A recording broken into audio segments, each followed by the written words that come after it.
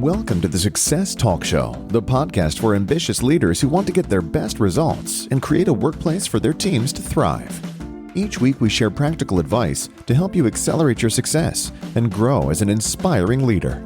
Now, here's your host, Leadership Success Coach, Donna Siriani.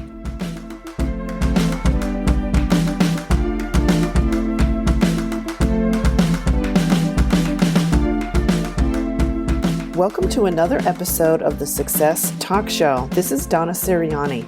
In this episode, I'll be sharing tips with you on 3 more of the 15 skills that make up emotional intelligence.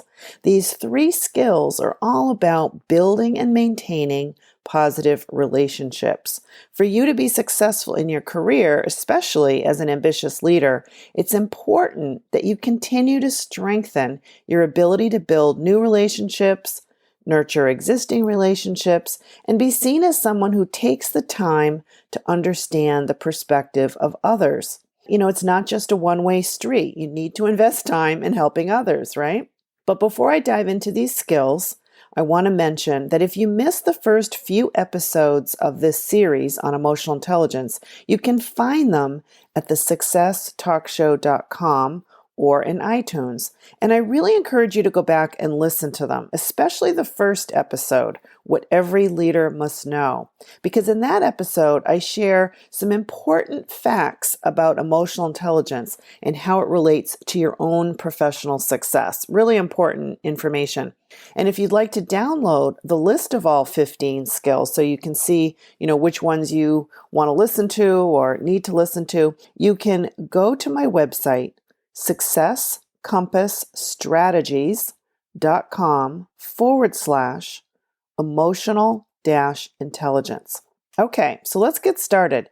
The 3 skills I'll be covering in this episode are interpersonal relationships, empathy, which is understanding and appreciating how others feel, and social responsibility. So let's start with interpersonal relationships. It's probably, it's obvious, it's intuitive that, part of your success is your ability to cultivate and develop strong and meaningful relationships with other people. You can't be a strong leader without this ability. So in terms of emotional intelligence, you actually need to go one step further and think about the quality of these relationships. The quality of the relationship matters.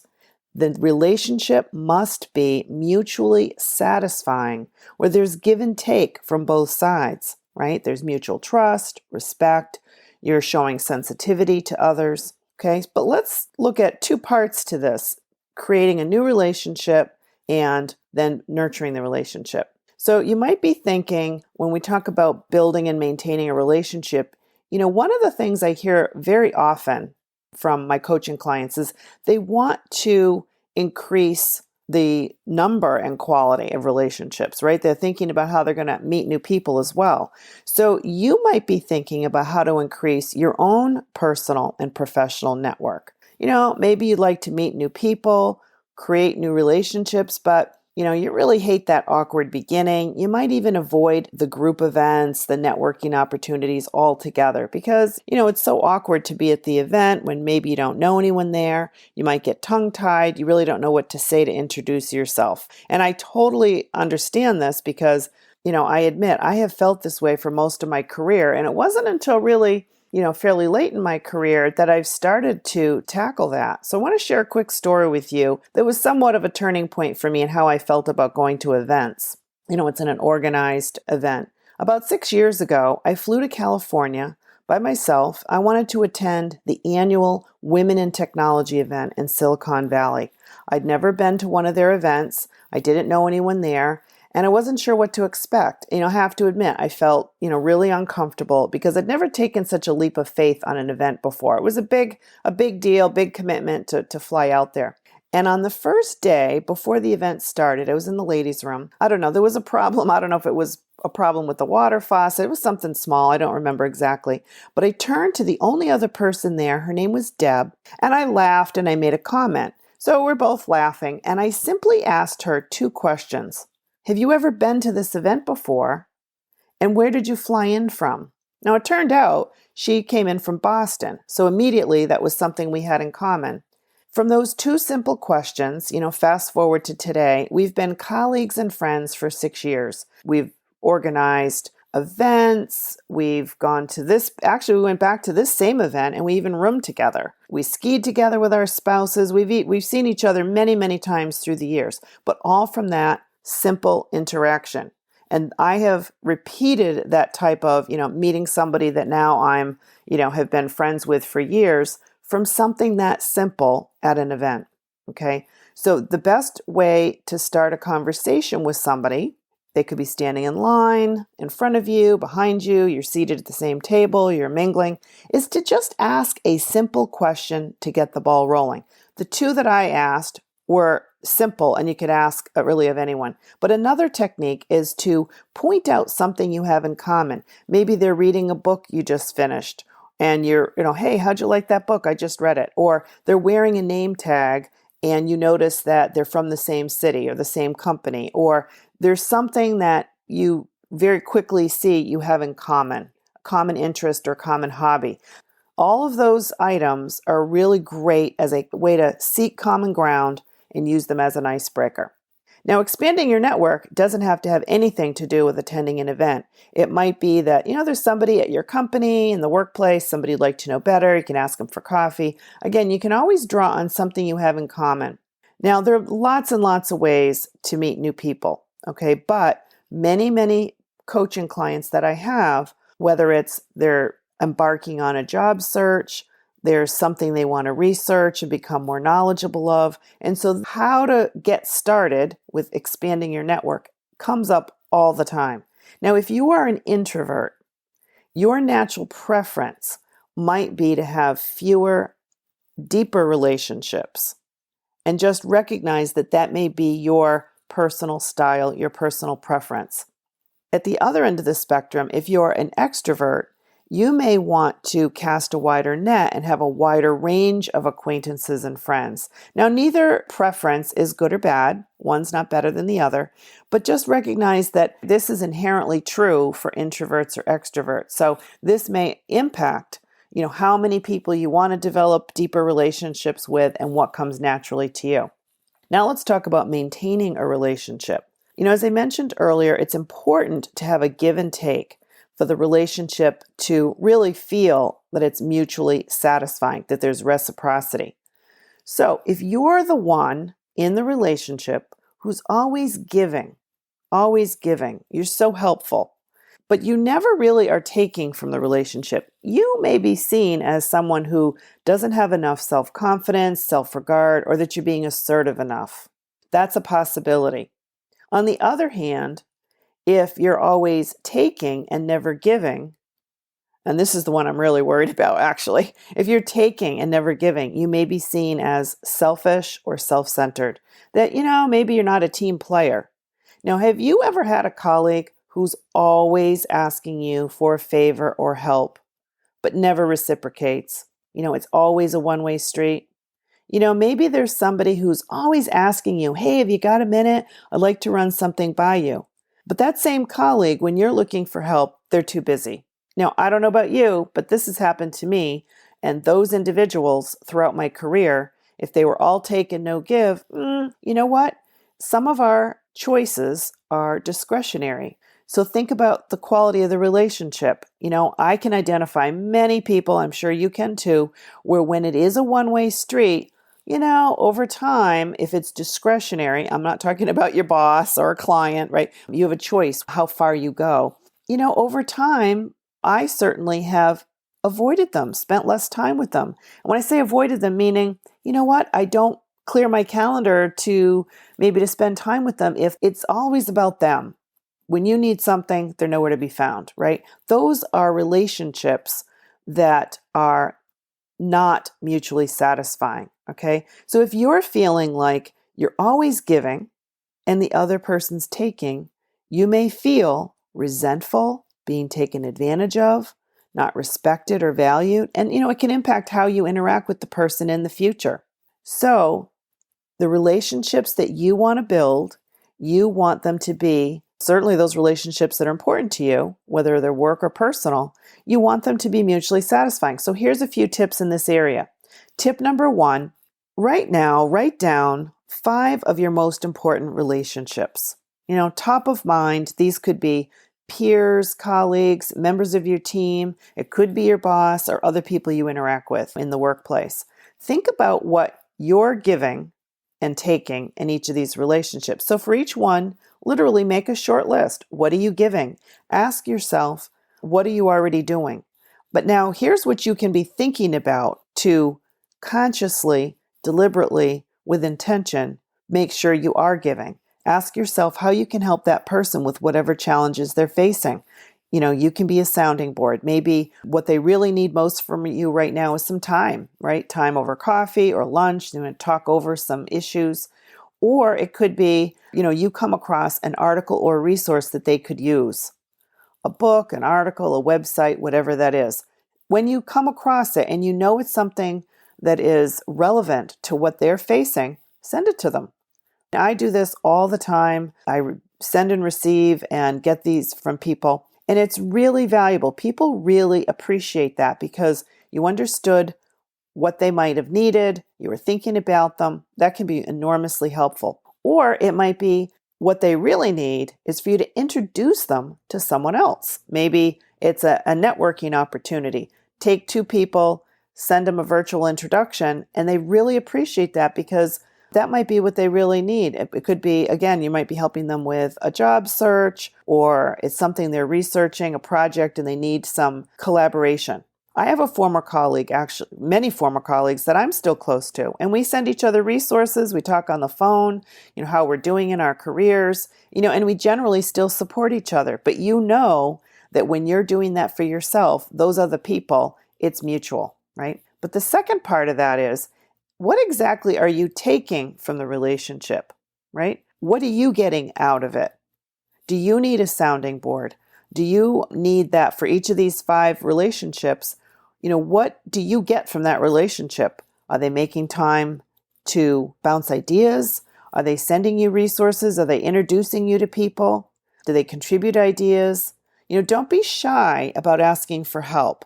You might say to them, I'd really love for you, if you come across information about this topic, I would really appreciate it because I'm really researching something right now. I'm working on a project, and any help you could give me on best practices on this topic, I'd just love to get that information. Or, if you could introduce me to somebody in that industry, at that client company, or whatever it is, I'd love to get an introduction. Don't be shy about asking for what you need. What would be helpful to you. Okay. So identify the 5 most important relationships for each one. List what are you giving and what are you taking? What are the opportunities? Okay. Just so you to evaluate from your own point of view, are these 5 important relationships, are they mutually satisfying? Okay. Tip number 2, you need to strengthen your listening muscles. Now, you might be a good listener, but the tip is over the next week, really be hyper aware of your listening skills. When you're in a conversation with somebody, make sure they experience you as giving them your full attention. You're asking questions, you're being curious about their point of view. And think about this.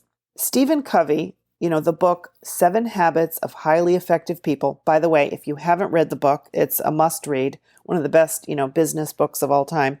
But one of the 7 habits is seek first to understand and then to be understood. So don't pretend to be listening to someone when you're actually in your head, you're formulating what you're going to say next, right? Don't be reading your iPhone while someone's speaking in a meeting. Don't be looking anywhere but at the person when they're speaking. And why? Because you want to have an authentic relationship with somebody where you're doing this active, deep listening, really focused, concentrated. Now, recently I was conducting a leadership workshop and I asked the group of leaders, and the topic actually was teaching them to improve how to coach others. It was actually a coaching workshop. So as leaders, how they could be better coaches to their teams.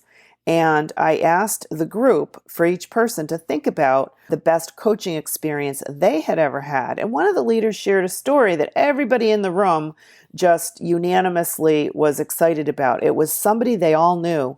And what he shared was that this one leader, he said, when that leader was coaching you, you felt like you were the only person in the world. You felt valued, appreciated, seen. He made you feel like you were the most important person in the world. And he really gave you that kind of undivided attention. So that's the kind of listening and curiosity and understanding that we're talking about. So there are lots of effective listening techniques. It won't go into them here, but you can certainly look back at the 7 Habits of Highly Effective People. That's a great resource. You could even Google effective listening. But just these quick tips that I've given you on listening here will go a long way.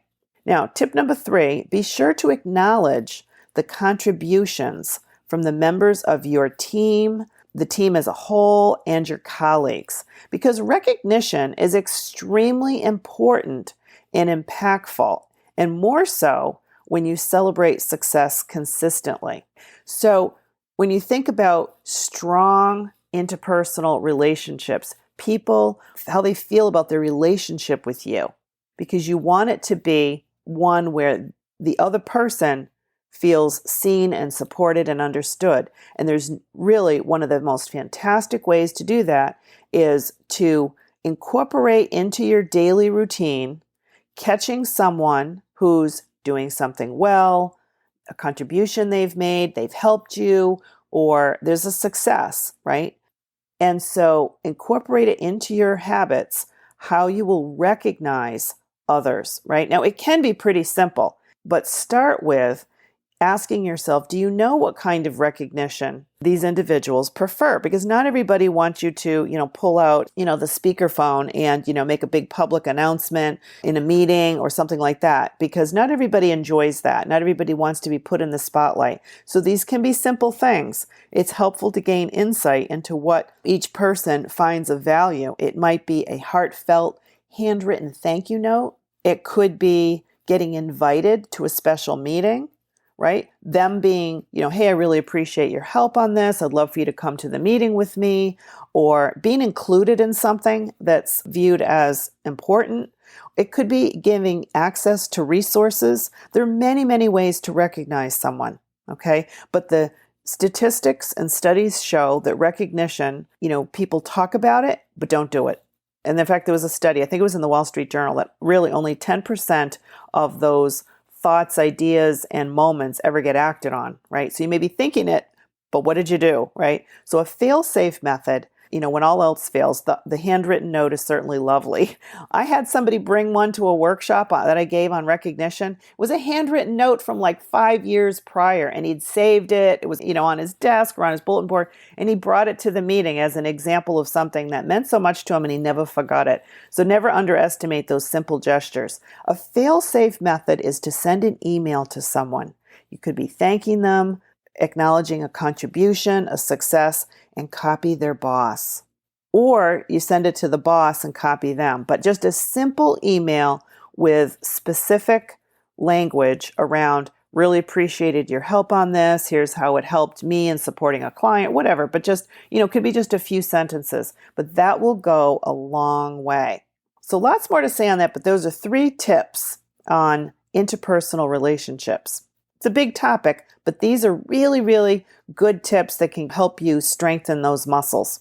The next emotional intelligence skill we're going to cover is empathy. Now, empathy is the ability to see and experience the world from another person's point of view. It's you being able to be aware of and understand and appreciate the thoughts and feelings of someone else. Being sensitive to what they're thinking, how they're feeling, and actually even being able to emotionally read another person, being able to see that the person you're speaking with is starting to get irritated, get upset, they're fidgety, whatever it is, but you're sensitive to the look on their face, their body language, the words they're using, because if you can emotionally read the other person, it's going to have an enormous impact on that interaction, how you're going to interact with them. I can see that this looks uncomfortable for you. What's happening? Or you seem upset. Now, this happens to me when I do a lot of coaching and interviews and face-to-face meetings where, be talking about some tough subjects, and I need to be really looking at how's that person really reacting. It could be that they're thinking of a situation that's upsetting to them, and you want to say, I noticed that this is how you're feeling. I noticed this. How are you feeling? I'm going to give you some questions to ask in a minute, but it's extremely important to be sensitive to what you're seeing as how the other person is behaving. So if you have high empathy, that would mean you care about others and show interest and concern for them. You are able to express that you understand their point of view.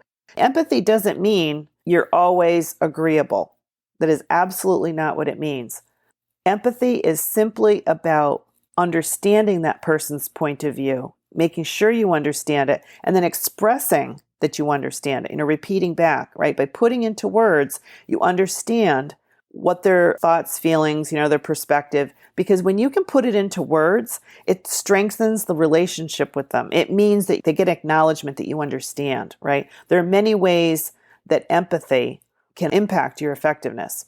So if you think about some specific examples or situations, it could be that you are trying to influence someone, perhaps to make a decision.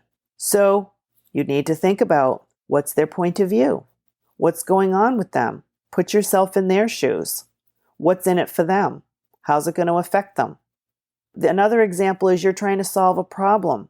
When you're solving a problem, it may have an impact on other people with the solutions that you're considering. So what's their point of view? Which solutions are how those different, A, B, and C, how will they impact an individual or a group? You need to take their point of view into consideration. Will they accept the solution, fight back? Will it disrupt them? Will they be upset? How are you going to deal with that? So you need to have empathy, understand their point of view. Maybe you're going through a major organizational change. There could be some restructuring. Maybe your department's reorganizing. Maybe the company's reorganizing. Maybe the company's been acquired and there's this, waiting for what's going to happen, right, with the company being acquired. And I see this often. So if you're working in technology or, really, I don't know what industry now doesn't have, but there's always a state of change. And so it's helpful for you to be sensitive about how others feel about that change, what they're worried about, how it will impact them.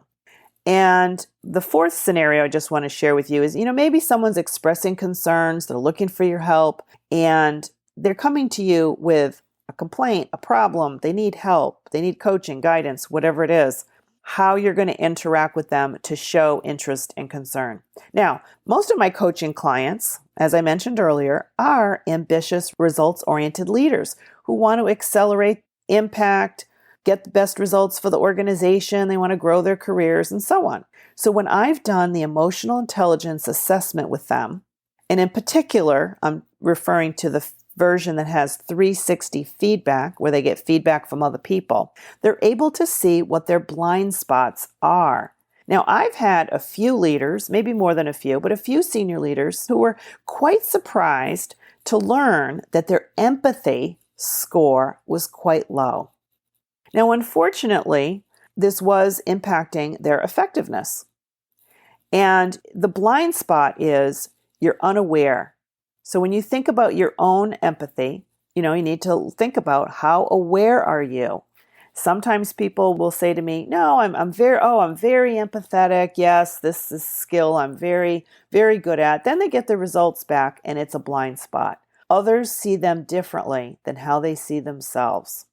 So that's usually, right, that's the essence of the value of getting a 360 survey is you can find out if your self-perception aligns with how others perceive you, right? Now, so think about how this can affect your relationships and the results that you're getting. Think about when the shoe's on the other foot. When you're working with someone who behaves in a way where they're completely disregarding you, your point of view, how you're feeling about something, what's important to you, how you feel about the situation, how do you feel about working with them?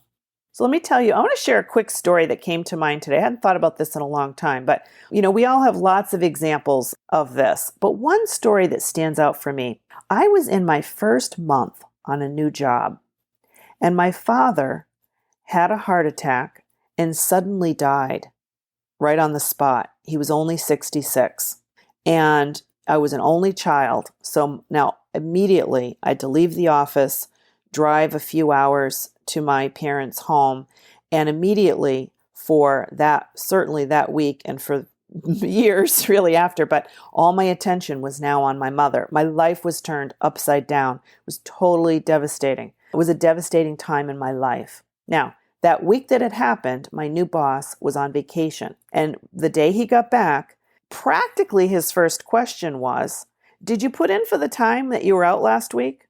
And he literally stood over my shoulder and asked me to log into a system, certainly that I wasn't familiar with, to put in for the bereavement leave. And I was shocked at his lack of empathy. Now, I only ended up working for him for 6 months, and it actually took a long time to repair the relationship from my point of view. Now, I had great respect for him, incredibly smart, incredibly talented, liked him in many ways, but his lack of empathy in that situation had such a big impact on me in that moment. I was very upset about, what was happening in my life. And it appeared as though he had absolutely no empathy whatsoever. And that incident tarnished our relationship for a long time. Now, again, it was from my point of view. So empathy. Now, that's a pretty dramatic example, but it's one clearly I've never forgotten. So there are many, many examples of this. So you really want to make sure as a colleague, as a leader, that you think about what empathy is and how you demonstrate that on a daily basis. So a couple of tips for you. Tip number 1 is strengthening your listening muscle. Now, I've already mentioned this, so I'm not going to go through it again, but it bears repeating because you need to listen effectively in order to truly understand the other person's point of view, how they feel, what's going on with them, right? You can ask some simple questions. Those listening skills will really help you to seek understanding of the other person's situation. That's number 1 for empathy. Tip number 2, think about an important meeting that's coming up with someone you have within the next week. How can you prepare for the conversation? What are the questions you can ask that will help you gain more insight into that other person, their point of view, and their position based on what the topic is? So prepare for the meeting. Think ahead of time. What is, from their frame of reference, their point of view, their perspective, what's important to them? And that is going to really help you prepare for the meeting based on what the objective of the meeting is. Now, I want to take that one step further with tip number 3. Determine when you're going to be giving your next presentation to one or more people. And you can practice your empathy skill by writing down what you believe to be true about each person's point of view, what's important to them as it relates to what you're presenting, and how they might feel about it. So use your understanding of your audience to frame your presentation. So I've talked just now about, you're meeting with one person, one-on-one. Now we're taking it up a notch. Maybe you're giving a presentation. And the best way for you to prepare for that presentation is to think about the desired outcome from their frame of reference. Maybe you're trying to influence them, you're trying to reach a decision in the meeting, or it could be you're simply trying to educate or inform them, but put yourself in their shoes as you prepare, okay? Now, I want to give you an example of a common scenario. You're going to be meeting with somebody who's concerned about, as I mentioned earlier, an organizational change. Maybe that's restructuring, the department's changing. This is very, very common. And if they express concern, there's a few questions you might consider asking to gain a better understanding of what's happening for them. So you want to ask simple, short, open-ended questions. What are the changes you're anticipating? How will this affect you? So how do you feel about that? What's important to you about that? Well, what are the opportunities that might come from these changes? Are there opportunities that will emerge? And what really matters most to you right now? Those are just examples of really simple, short, open-ended questions where you're just trying to seek understanding and understand their point of view. And then you take it from there. Based on what they share with you, now you've got that awareness. You can see where that drives the conversation, what you can do, how you can support them, help them, and maybe actions. Okay, now that was empathy. The third and last skill, which we're not going to spend a lot of time on, but the third skill I want to share with you in this episode is social responsibility. Now, social responsibility, it's a big term. It could be your country, your community, your group, your town, an organization. But in the context of today's episode, this would be doing something for the good of your team or the organization that doesn't benefit you directly. Now, in the workplace, being a successful leader, it means really being valued as a contributing member of a larger group. So the two groups that I always think of most often would be, and you could think of it depending on how big your organization is, it could be your immediate team, the larger division or function that you're a part of, and then the company as a whole. Now, you could even go further and say the industry that you're in. This adds to your impact as a leader to be thinking about how you want to serve the greater good beyond just yourself. Now, just 3 quick tips. First tip number 1, make a list of 5 things you could do that would be appreciated by your team. Tip number 2, what's the one thing you could do this week that would benefit your team? And now tip number 3 is really to broaden your scope and to say, if you wanted to include community, write down 3 of the most worthy causes or charitable organizations and consider how you could get involved. Now, when you think about your organization, your company, one of the things that I've most enjoyed through the years is when my team, my company are involved in community activities. It could be a volunteer day, there's a particular cause that we're raising money for, or we're donating time or gifts to an organization. So think about how you can get involved. And in your organization, if you don't have something like that, this might be a perfect opportunity for you to propose something, okay? So the social responsibility was the one we probably spent the least amount of time on, but there's a lot of opportunity there for you, depending on your own preferences and desires and what resonates with you. There's a lot of opportunity for you to have an impact with that. So let's wrap up. We've covered 3 more of the 15 emotional intelligence skills that all revolve around your relationships with others: interpersonal relationships, empathy, and social responsibility. And there's a lot of overlap between those 3, which is why I wanted to give them to you all in this one episode. A lot of things you can strengthen and practice and really be seen as a leader who sets the tone for positive relationships. So the call to action here is, I would love if you found this episode helpful.